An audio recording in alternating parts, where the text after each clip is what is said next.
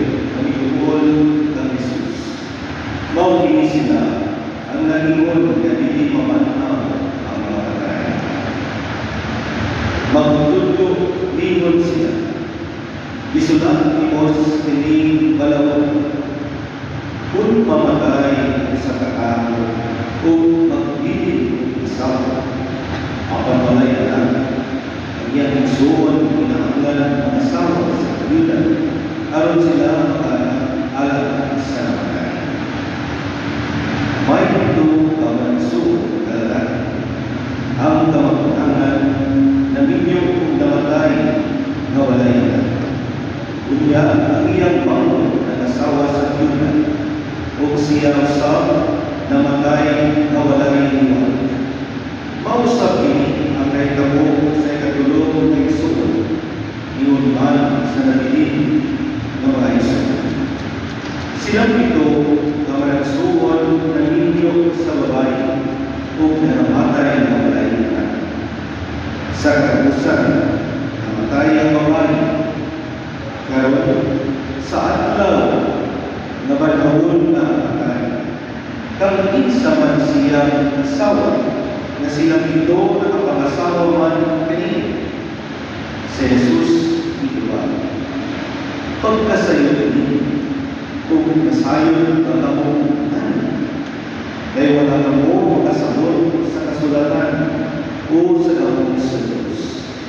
Kaya ang mga bagay na naulan, may sama sila sa mga anghel sa langit, kung di na mag-iwan ang mga lalaki o ang mga babae. Dugang pag-ibig, bahid sa mamatay na bandaw. Wala ba ako makabasa sa balasahon ng sulat ni Moses? May tungkol sa sampilit na nagdilaw. Kay dito ay sulat ang lingon ang Diyos ng Moses. Ako ang Diyos ni Abraham, ang Diyos ni Isaac, o ang Diyos ni Jacob. Sa ako siya ang Diyos sa mabuti, di sa mamatay. Usa na sagot kami. Ang Ebanghelyo sa Mayo ang tutulong ay soon.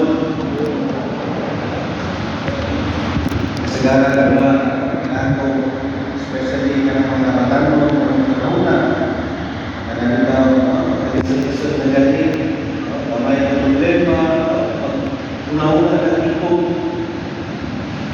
especially yung biyaan sa ulit, ito na. Dagat ko rin ako, sa the reality nowadays, pero, hindi may suwon, nadunggan ako sa akong Ebanghelyo o sa akong basahon. Ang pag-una-una ng tarong, pag-iusod sa mga kasalanan o pagdahi sa Diyos tungkol sa tanan na iyang binuhat o sa tanan na iyang kaayo, gabi gayon sa iyang luma, biyahan ka na. Kung tanawin nato, sumpay sa istorya, sa pinaguli, ulit, natulog na, maayo, ng mga tula, magkatag sa Diyosariya, kunya, nangabutas na, ang usap ang iyang batasan. Pati na kayo batasan, ang mga nakaligaw dahil na paminaw, ating idaladala, mga problema, gamay lang na pingkil, ilaan tayo, kakababa, kakabuna, kakabinagilian, kasi kung pwede ba, pagkaroon, luwas na tayo sa ating kababa.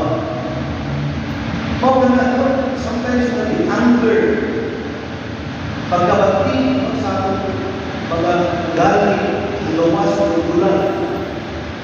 That's why even why innovated na ako nito. Tatawa na ng pagbalingon. Makita ng Pinoon. Asa na ako mayo yung mga asa na ako mayo yung mabansa. She reminded iyang bata na iyang kung karoon, sumpay ako mga sa kayahan, nakakalun doon kung siya ng gusto. Sabihin siya ng gusto na ginali ng Diyos, tayo sa pasahin nagtimuha siya sa pagkuha siya ito galikon, pero iyan ini ihatag na ito sa Diyos. Iwan siya, pinukuha na rin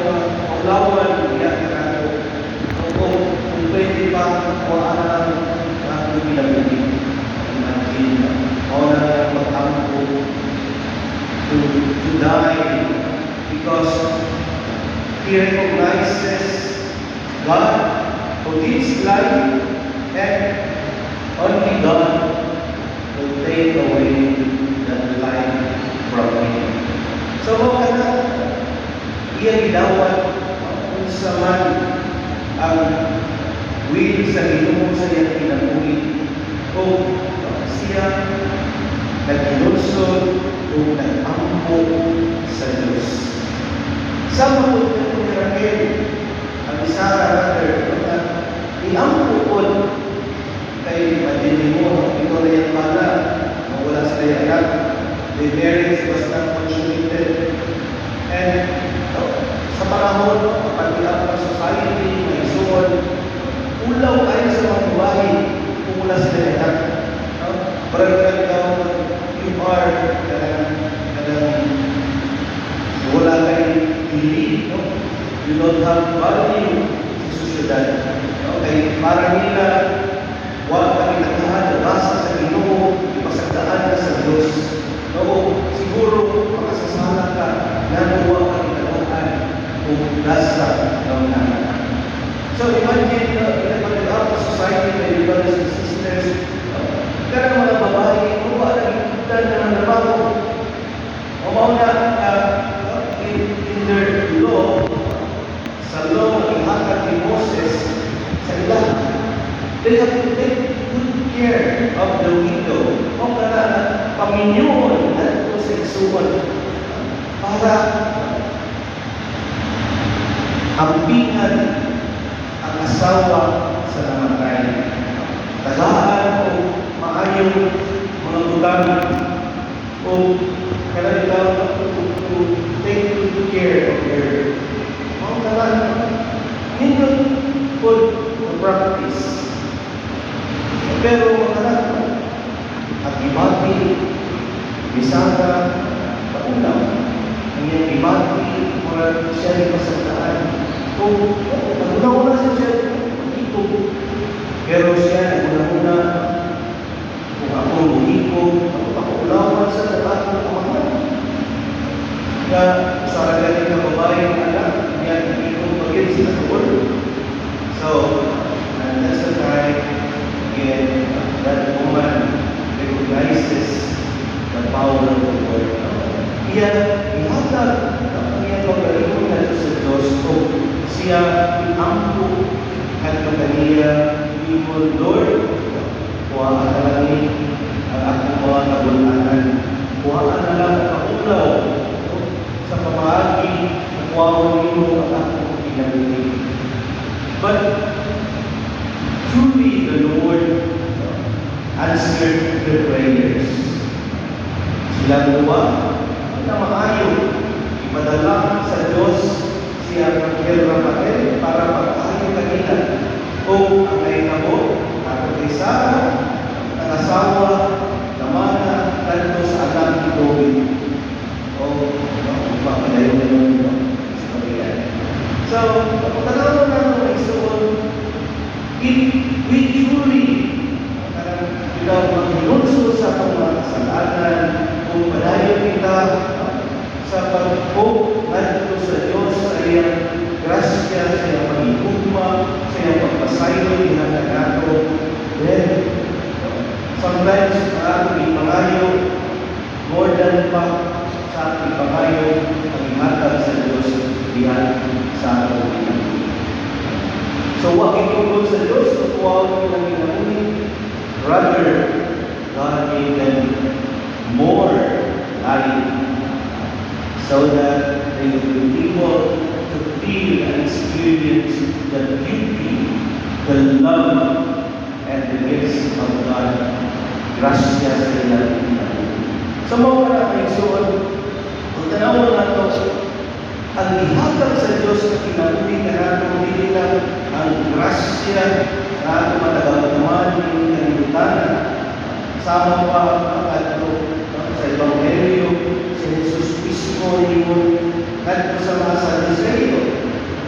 Remember, if we are looking sa kinabuhi, hindi sa kalimutan, nandito sa kinabuhi dayon, sa kingharian, na atong andam para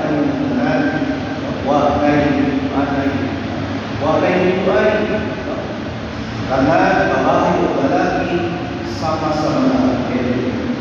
Magdahi sa Diyos o magpuyok na malipayon, malinawan, nagsangyal sa kamayaan sa ngalan ng Kristo ngadto sa kalangitan.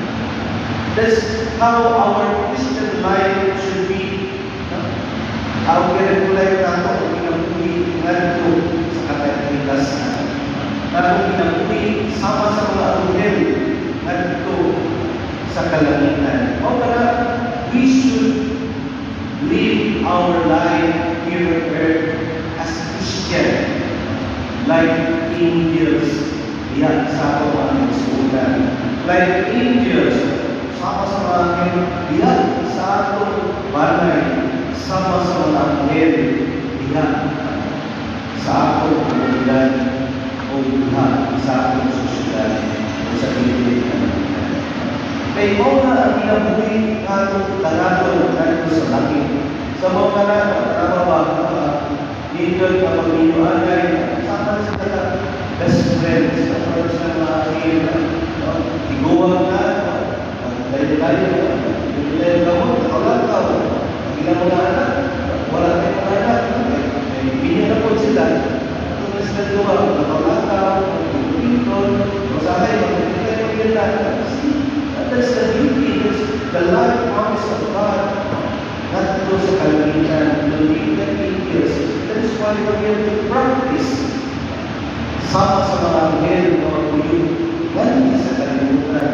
Ay piling pauwitin at pinapulit na kadalaton sa atong pagpapiling na magigulungan sa ikot sa Diyos.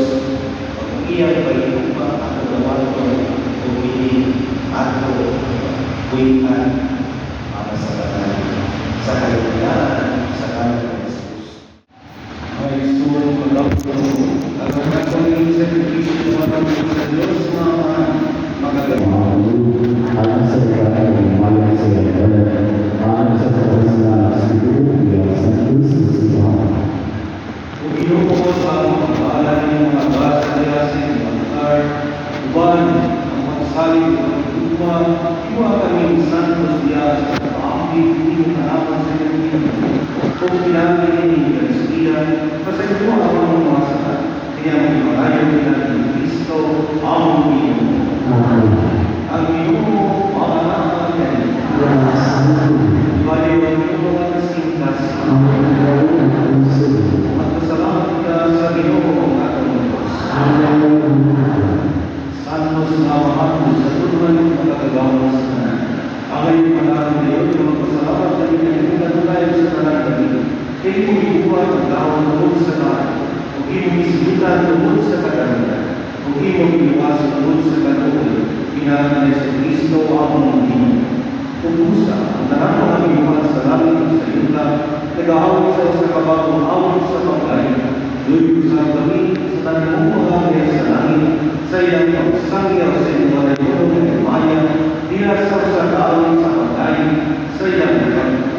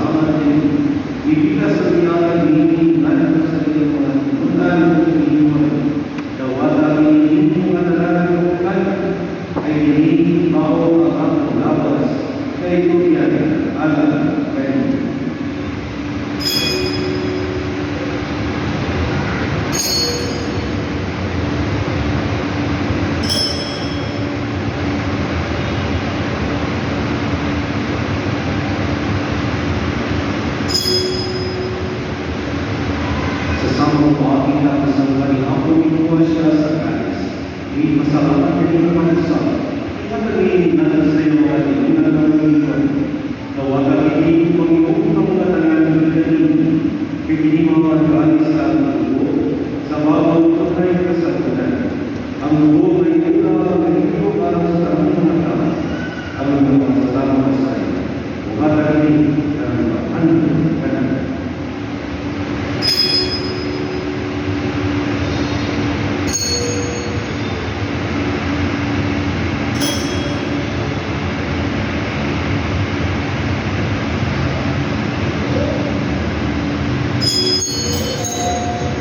Ini ang misteryo sa pagkakulo. Si Cristo, si Cristo,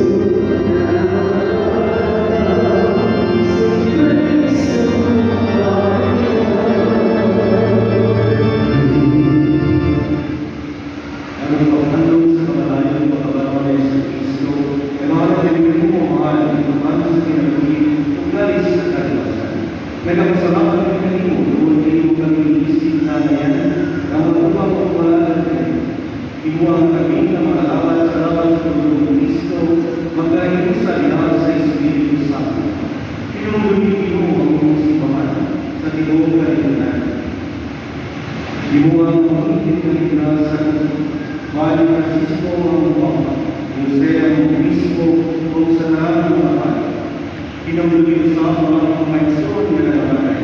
Malawang kumalang sila ang pagkakarang nakamatay nila sa iyong kagawin. Dahil sila naman sa pagsutong sa mamayan sa iyong gawin. Kami na mga kamitiyan na mapakapit sa pinagpintunan. Wali Maria ang nananalagay sa Diyos. Wali sa iyong pinagbalan. Wali sa mga apostoles, o sa talaan ng mga santos na nagatuman sa iyong kapulunod, lakas sa katalikan. Kuwan kanila ang ikaw-alay ng kami ng mayaman, pinahali niya sa Kristo, imong anak. Pinahali siya, Maria, ibagan niya, ibadagan ng mga magagawa, iyasakay sa Espiritu Santo, ang tanong mo,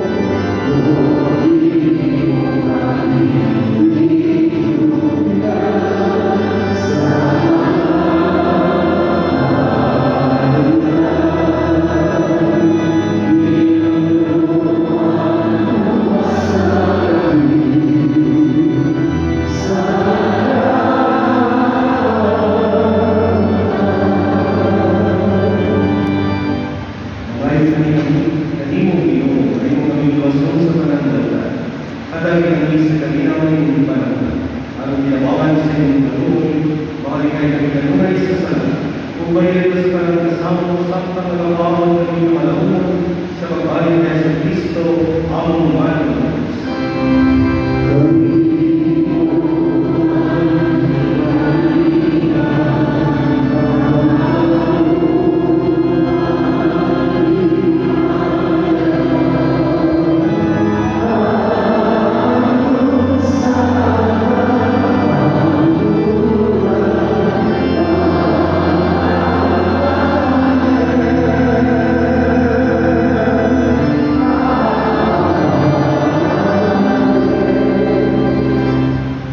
Yung Yesu Cristo na inuugasan ng mga apostoles, ang galinaw yung hindi ko ganito, ang galinaw yung hatag ko ganito.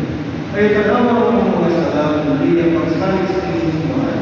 Kung sino sa inyong kabubuton, matagin kami sa inyong galinaw, karilusa.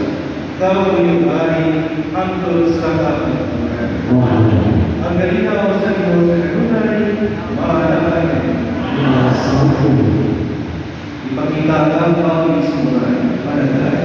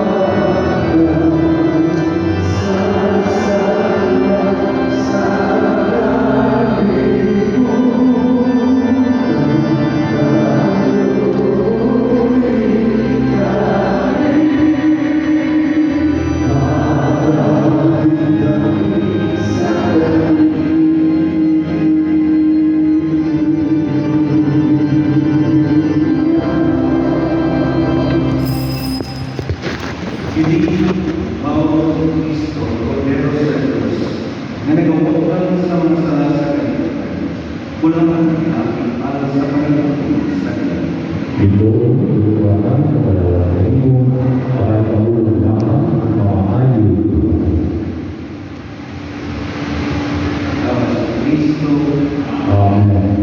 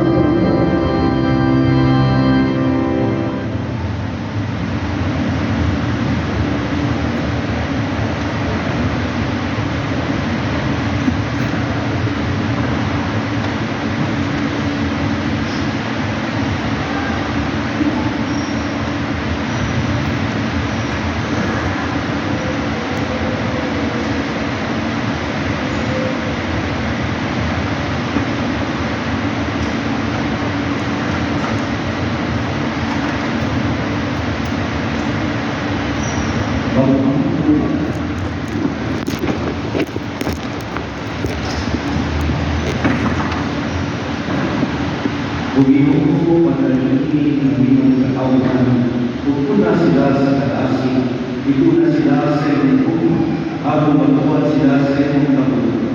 Kaya ang pangalan natin ni Kristo, among Ginoo. Bendisyon sa kalimanan sa Diyos. Magmampo kita. Awahan sa langit na galayan ng imutuloy, ipadalangin ng Espiritu ng isang wakas ng klaseng, ang pagtutulahan sa pagkaw. Bendisyon, hindi mga kalimanan sa Diyos. Kung tuloy kami sa pagkain ni ang katapag kanan, alam sa klaseng klaseng manipulong pagkaw. Iwa Ginoo ang padayon kami sa pagtuod nila sa pag-amo o mga palimod ng ilalim kalunan ng isang ilalim. Ang tanang pagdayon ng Maya na iwaman, ilalim sa Kristo ang matuluwas, diyan sa Espiritu Santo, Diyos ang sa kalandugan. Ang Ginoo pangaraan Ginoo panalangin ang iyong katawan. Puna sila sa kalasing, puna sila sa iyong bupa, para makakuha sila sa iyong mabubuton, kaya ang ayaw na ng Kristo ang